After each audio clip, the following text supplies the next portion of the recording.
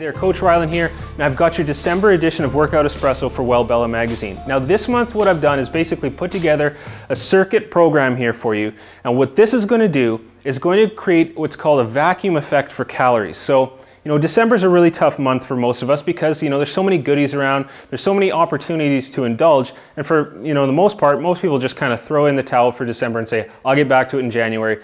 Now the problem with that is in January you've already gained, 5 to 10 pounds, and you'll be lucky if you can lose 5 pounds of that by the time Valentine's Day rolls around. And most people, if you're like most people, you won't lose the rest of that weight at all. So what happens is you perpetually build up a little bit of weight every single year, most of it centered around the holidays, and before you know it, you're 30, 40, 50 pounds overweight. So what we're going to do here is use this program on days that you know that you're going to indulge. So what I say is usually, schedule out 4 days during December where you're just not going to care about your diet, you're going to eat whatever you want, and that's perfectly fine. What this is going to do is going to create this vacuum effect where later on in the day when you actually do overconsume in calories, all of those calories, instead of being stored as fat, are going to go into rebuilding and repairing your body and refueling you. So what we're doing with this exercise program is you want to do this on the morning of the days that you've planned for overindulgence, and then that way you're going to kind of negate those effects and you're actually going to use it to your benefit. So let's get started with the first exercise.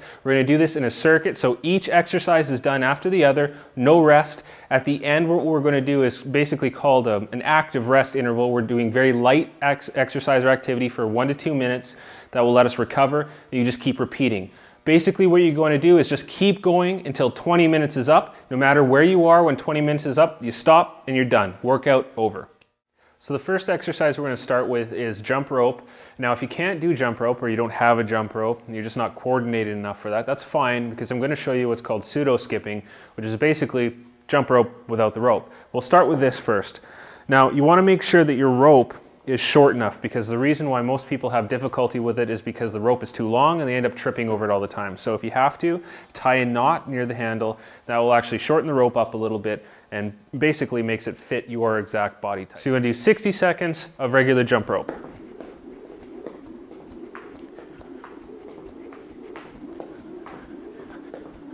That's normal jump rope, and if you find that too difficult, if you can't maintain that for a full 60 seconds, then what I want you to do is pseudo skipping. It works best if you have a couple light dumbbells, because this is actually going to work your shoulders to a much greater extent and just adds a little bit of extra difficulty to it. So all you do is pretend you're skipping. You hold the weights out to the side, you jump, and you rotate.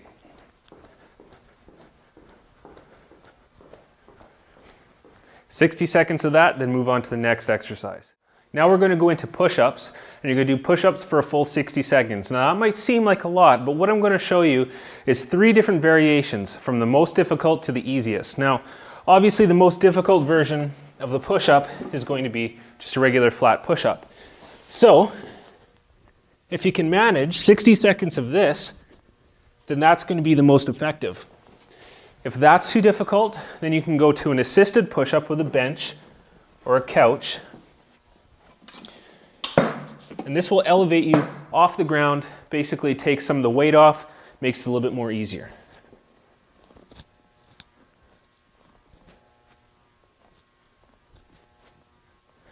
Now, if you still find that that's too difficult, then you can actually go to a wall push-up, which is the easiest, and just basically go right down to touch your forehead to the wall and then back out.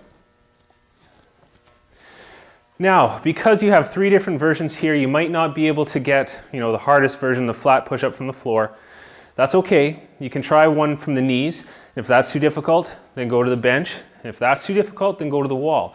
What you can also do is that you can start with one, do as many as you can, and then let's say you get 15 seconds of full push-ups from the floor, then you drop to your knees, and you can do another 15 seconds from your knees, and then you can't do any more of that, so then you go to the bench. And basically all you're going to do is 60 seconds of push-ups.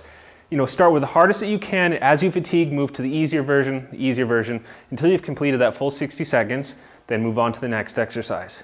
Next on the list is squats. We're just doing normal body weight squats here, feet shoulder width apart. What I prefer you to do is actually hold your hands out in front, and that just kind of gives you a little bit more of a balance point there. Also, you can have your hands behind your neck if you feel like it. Just depends on what's most comfortable for you. So we'll do this with hands out front. Again, feet shoulder width apart, toes slightly outside, Arms up front, keep your back nice and straight. Squat down as low as you can comfortably. You don't need to go as low as I'm going here. Just go as low as you can for your comfort level. 60 seconds of that, and then move on to the next exercise. Next on our list is step-ups or stairs. If you don't have a set of stairs, you can just use a nice bench or a sturdy platform, even a couch if you want to. If you're just using stairs, you basically just go up and down the stairs for 60 seconds, going as fast as you can comfortably and safely. We're using a bench here, so basically just step up and down off the bench for a full 60 seconds.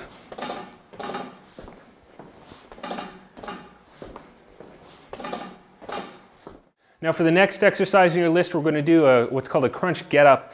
Now this is an exercise that I created. Well, basically we're just going to combine a crunch exercise with the standing exercise. So it basically looks like this. You get down on the floor, hands behind your ears here. You then crunch, lifting your shoulder blades off the ground.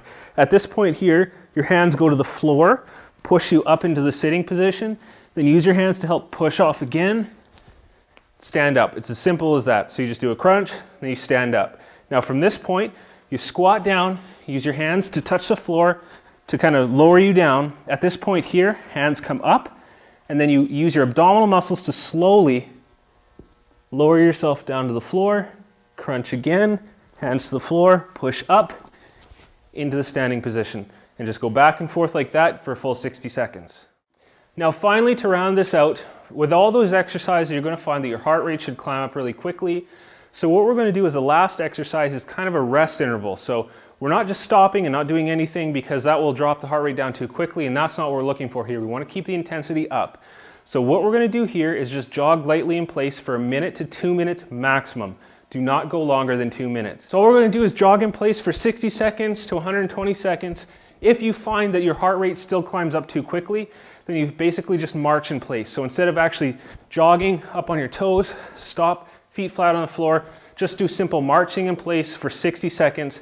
That should be low intensity enough to bring your heart rate down a little bit, recover you for that next circuit that you're going to do. So once you've done that, you've done your whole circuit, you do this jogging or marching in place for the 60 seconds to 120 seconds. That will let your heart rate recover, and then you start again right at the top of the circuit. So there's your workout for December. Make sure that you schedule out the 4 days this month where you know you're just going to let everything go, you're not going to pay attention to your diet, and do this workout on the morning of those days. That way we're going to balance out all those negative effects of all those extra calories you're going to be taking in. They're not going to be going to your waistline. I'm Coach Rylan. I'll see you again next month.